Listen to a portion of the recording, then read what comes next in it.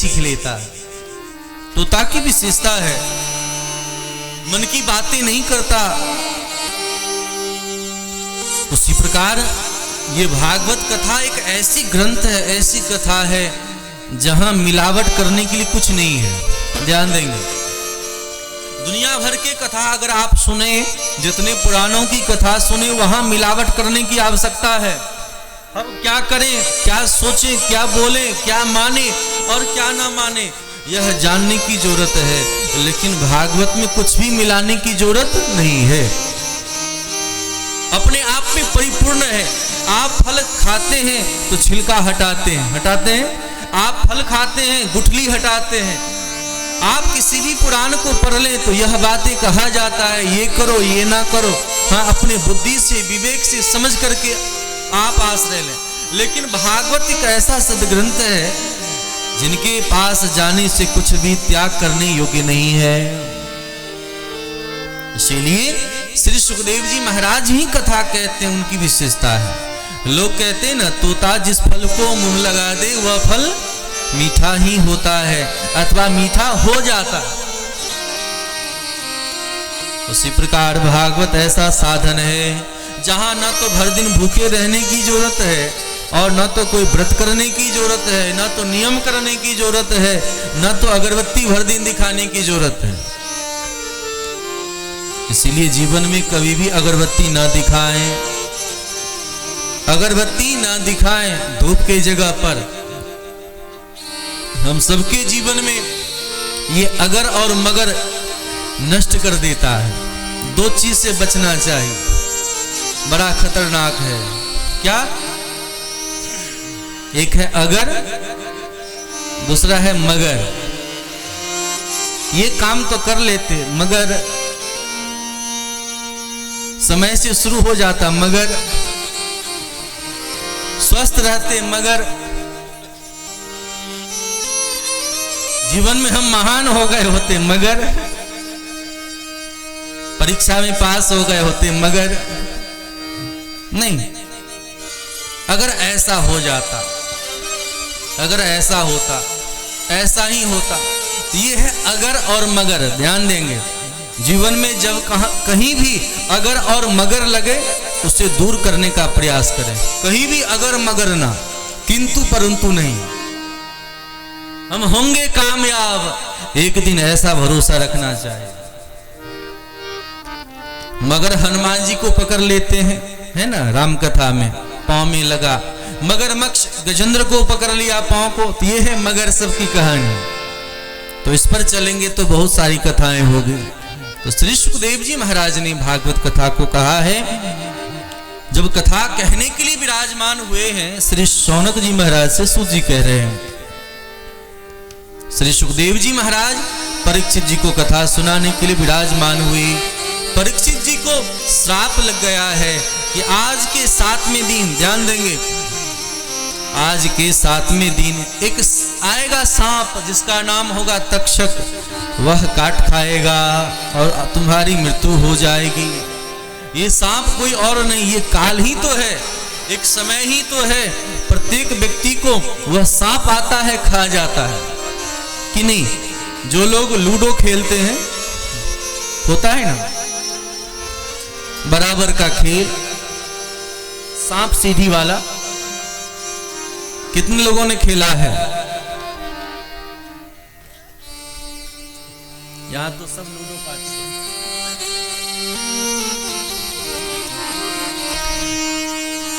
खेल का क्या नियम है? उसमें लोग क्रम क्रम से बढ़ते हैं और जब पूरा होने का समय होता है कोई सांप काट खाया। बहुत सुंदर दर्शन है। हम सब जीवन में इतना साधन भजन नियम करते हैं अथवा नहीं करते हैं, और करते भी हैं तो एक साधन ऐसा गलती करते हैं जिस गलती के कारण पुनः नीचे आना पड़ता है। इसी को शास्त्रों में कहा, छिन्ने पुण्य मर्त लोके विसंति। हम जीवन में कौन सा काम करें जिससे हम सबका पतन ना हो, हम ऊर्ध्वगति को प्राप्त हो जाएं। उसी में कोई बिरला व्यक्ति ऐसा होता है कि झटपट साधन किया और तत्काल गेम को पूरा कर लेता है। ये गेम ही तो है दुनिया में। बुद्धिमान हम सबको होना चाहिए। यहाँ पर भगवान श्री सुखदेव परीक्षित जी के दुखी हो जाने पर पधारे। उन्होंने कहा, परीक्षित जी आप डरे नहीं, मैं हूं ना। अरे समर्थ गुरु हो तो निश्चित करके पार करा देता है। ड्राइवर कुशल हो ना तो गाड़ी खराब भी हो तो पार कर देता है, गंतव्य पहुंचा देता है। लेकिन गाड़ी अच्छी हो, गाड़ी नहीं हो, हर प्रकार की व्यवस्था हो और ड्राइवर कुशल ना हो तो कब एक्सीडेंट करा दे पता नहीं। ठीक उसी प्रकार समर्थ सदग्रंथ का आश्रय लेना चाहिए, समर्थ गुरु का आश्रय लेना चाहिए, विचारवान होना चाहिए। यह बात भागवत धर्म में कहा। गुरु के प्रति भरोसा होनी चाहिए। यह कथा ध्यान देंगे। श्री सुखदेव जी महाराज जब कथा सुनाने के लिए बैठे, उसी समय देवता लोग स्वर्ग से आ गए परीक्षित जी के पास और परीक्षित जी से कहा, परीक्षित जी मरने का डर है ना, ये अमृत का कलश ले, मैं आपको दे रहा, अमृत पान कर ले, अमृत पान कर लेंगे तो अच्छा होगा। सुनकर के श्री सुखदेव जी महाराज के पास चले गए। श्री परीक्षित जी महाराज की, गुरुदेव ये लोग मुझे अमृत पिला रहे हैं, मुझे अमृत पिला रहे हैं।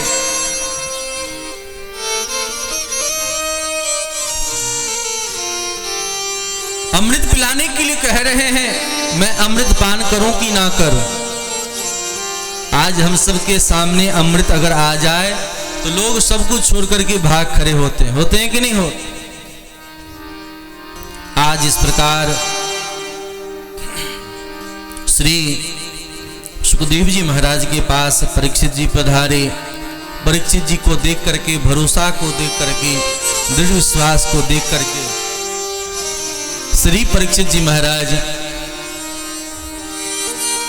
के सामने श्री सुखदेव जी महाराज ने पूछा है, ध्यान देंगे, उन्होंने पूछा है, अरे देवताओं आप ये अमृत कलश लेकर के क्यों आ गए? आप अमृत लेकर के कैसे आ गए? जिन राक्षसों ने इतना मेहनत किया वहां तो उन लोगों को आपने अमृत नहीं पीने दिया और यहां अमृत लेकर के आ गए। सुनकर के देवताओं ने कहा, महाराज मैं चाहता हूं कि ये परीक्षित जी अमृत पान कर ले और इसके बदले में मुझे कथा भी प्राप्त हो जाए। यहाँ पर श्री सुखदेव जी महाराज बहुत डांटते हैं देवताओं को और कहते हैं कि तुम बनिया बन करके आए, बिजनेसमैन बन करके आए। अरे श्रद्धालु श्रद्धा भक्ति पूर्वक मेरे पास आते तो मैं जरूर कथा सुनाता, लेकिन तुम तो खरीदने और बेचने के लिए यहाँ आए हो। क्यों? क्योंकि जो कथा सत्संग से भगवान मिल जाते हैं वह अन्य कार्य करने से भगवान नहीं मिलते। भगवान आ भी जाएं, मिल भी जाएं, फिर भी कुछ देर के बाद निकल जाएंगे, लेकिन जिसने कथा सुना है, सत्संग लाभ किया है, उनके जीवन में भगवान सदैव विराजमान रहते हैं। इसीलिए एवं विनमये जाते सुधा कुंभम, एवं विनमये जाते सुधा राज्ञा प्रपीयताम, प्रपश्यामो वयं सर्वे श्रीमद्भागवतामृतम्। अरे देवताओ तुमने ये ठीक नहीं किया, तुम श्रोता बन करके नहीं आए, तुम बराबरी नहीं की, इसीलिए तुम इस कथा के अधिकारी नहीं हो। कहाँ यह तेरा कथा, मेरा ये कथामृत, और तेरा कहाँ ये सीधा सीधा अमृत। जो व्यक्ति अमृत पान करता है उसे कुछ दिनों के बाद पुनः संसार में आना पड़ता है। जैसे धन समाप्त हो जाए, खत्म हो जाए, तो उस व्यक्ति को पुनः संसार सागर में जाना पड़ता है।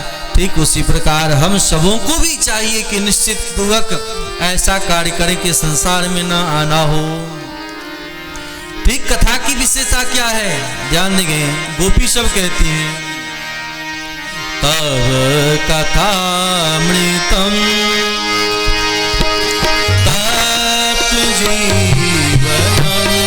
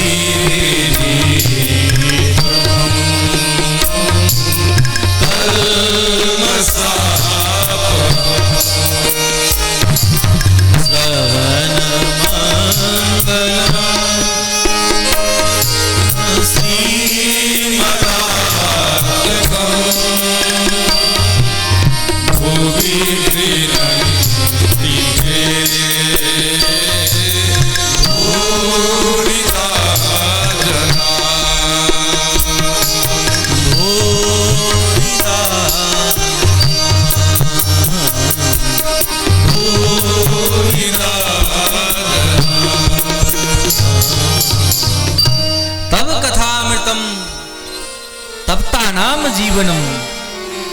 जब कोई व्यक्ति जल रहा हो, जले हुए प्राणी को अगर कोई आनंद देता है, अगर शांति प्रदान करता है, वह है कथा। जीवन में बहुत सारा दुख हो, बहुत आप संकट में पड़े हुए हो, तो ऐसे समय में भी मन दुखी है, खिन्न हो, तो क्या करना चाहिए? कथा सत्संग का लाभ लेना चाहिए, कथा पढ़ना चाहिए। वही लाभ दे सकता है, और कुछ लाभ नहीं देगा। बहुत टेंशन में हो तो आप कुछ बोलो ना, आप सिर्फ भागवत पढ़े कुछ देर के लिए, तो तब कथामृतम तप्त जीवनम, तप्ता नाम जीवनम।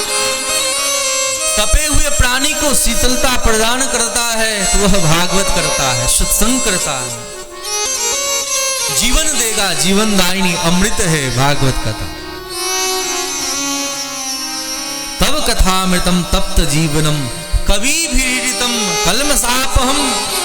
आप स्वर का अमृत पान कर लेंगे तो आपके पाप नष्ट नहीं होंगे, अपितु पाप बढ़ेगा। लेकिन अगर आपने कथा सुन लिया तो आपके पाप नष्ट हो जाएंगे, नष्ट होने लगेंगे। कलमसापहम,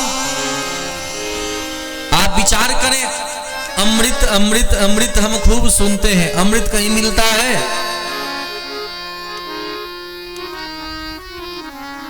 अमृत के बारे में हम लोगों ने खूब सुना है, लेकिन अमृत कभी देखा है? लाल होता है, सफेद होता है, नीला होता है कि काला होता है, देखा है? अमृत के बारे में सुना गया है, देखा नहीं गया है। और जहर के बारे में सुना नहीं जाता है, लेकिन हर जगह जहर मिल जाएगा कि नहीं मिल जाएगा?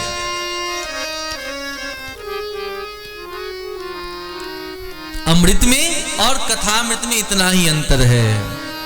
कलमसापहम श्रवण मंगलम, सुनने में कथा कितना मंगलकारी है।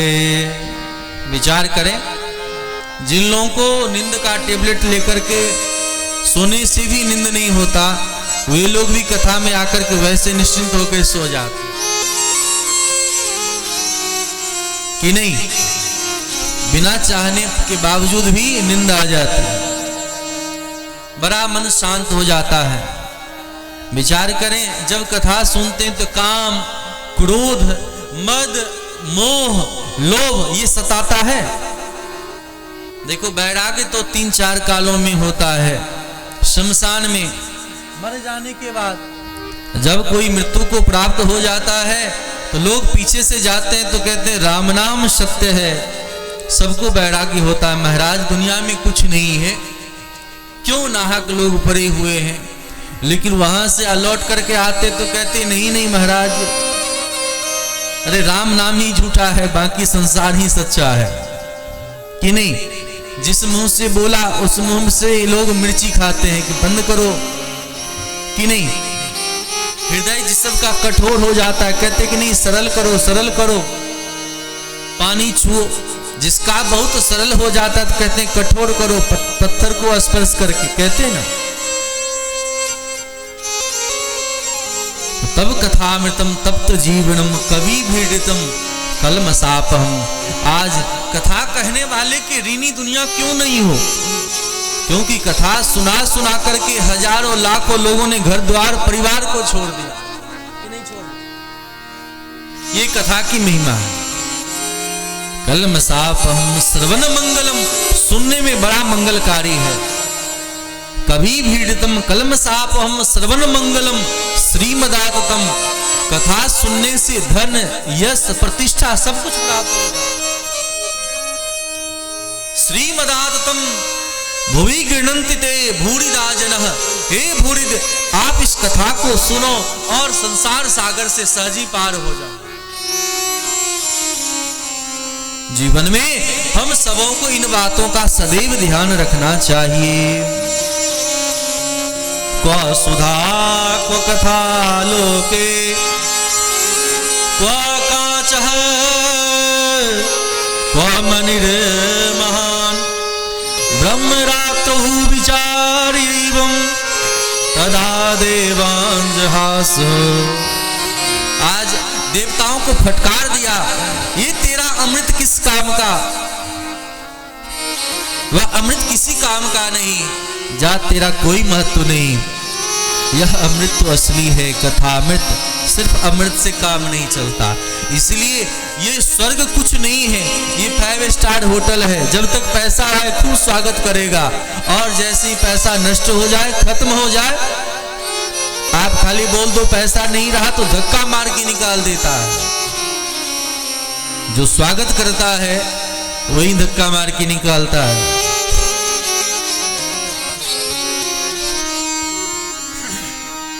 तो ऐसे स्वर्ग लेने से क्या फायदा? अरे किसी को चाहिए तो मुक्ति को ले लो। भगवान के भक्त तो मुक्ति भी नहीं चाहते हैं। देखो एक जंजीर है, मुक्ति क्या है? एक जंजीर। भागवत धर्म की बात नहीं कहता है कि धर्म होगा। भागवत सुनने से धर्म नहीं होगा, विचार कर लें। क्योंकि धर्म भी कहीं ना कहीं व्यक्ति को बंधन करवाता है। भागवत में तो परम धर्म सिखाया है। कौन सा धर्म? परम धर्म। ये व्यक्तिगत, जातिगत, वर्णगत, व्यवहारगत ये धर्म नहीं है। ये तो है आपस में विनिमय करने की व्यवस्था। लेकिन परम धर्म तो वह है जहां कोई भेदभाव नहीं है। विचार करना चाहिए। आज फटकारा है और कहा कि नहीं नहीं, हमारे भक्त मेरे शरणागत जीव, जब ये परीक्षित जी महाराज हैं, इनका वास्तविक कल्याण होना चाहिए। अभक्तांस्तांस विज्ञाय न ददौ कथामृतम श्रीमद्भागवती वार्ता सुरानामपि दुर्लभा। आज देवताओं को भी अधिकार से अलग कर दिया। देवता लोग शिकायत करने चले गए भगवान का। आज ब्रह्मा जी के पास जाकर के कहते हैं, प्रभु हम देवता हैं और हम देवताओं को भी इन्होंने कथा सुनने का अधिकार नहीं दिया और एक साधारण मानव को मिल गया। सुन करके ब्रह्मा जी ने कहा कि देखते हैं कथा सुनने से क्या मिलता है। लेकिन भागवत कथा सुनने से जब परीक्षित जी महाराज को मुक्ति मिल गई, ब्रह्मा जी को महान आश्चर्य हुआ। राज्ञो मोक्षम तथा भिक्षा पुराधातापि विस्मिता सत्यलोके तुलाबद्धा तोल्यत साधन्यान्यजः। लेकिन जब कथा सुनने से परीक्षित जी का कल्याण हो गया, उस कल्याण को देख करके गदगद हो गए और उन्होंने कहा कि नहीं, भागवत ही श्रेष्ठ है। मेन भगवत रूपम शास्त्रम भागवतम कलो पठनात् श्रवणात् सद्यो वैकुंठम फलदायकम। यह कथा सुनने से, पढ़ने से, स्मरण करने मात्र से कल्याण हो जाता है। बोलिए श्रीमद् भागवत महापुराण की जय हो। श्रीमद् भागवत महापुराण की जय हो। भागवत जी की चर्चा चारों तरफ होने लगी। भागवत जी की महिमा को जान करके आज सौनक जी महाराज ने पुनः प्रश्न किया है, महाराज इस कथा को धरातल तक लाने में किलों का श्रम है, जरा मुझे बताएं। ये तो आज से लगभग 6500 वर्ष पहले की कथा की बात रखी गई है। लगभग 5500 वर्ष हुआ भगवान श्री कृष्ण को गए हुए, लगभग उन्हीं के समय की ये कथा है। यहां श्री सूत जी महाराज आज सौनक जी कह रहे हैं कि नारद जी महाराज एक बार जब भगवान श्याम सुंदर इस धरातल को चले गए,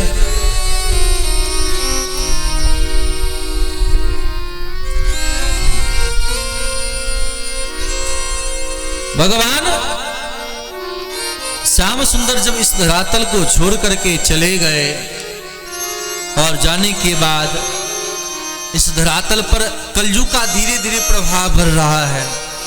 जब प्रभाव बढ़ने लगा तो नारद जी महाराज के मन में हुआ कि अब कहां जाना चाहिए, कहीं जाकर के भ्रमण करना चाहिए। लोक विग्रह मुक्तस्य नारदस्य स्त्रस्य च विधि सर्वे कुतः प्रीति स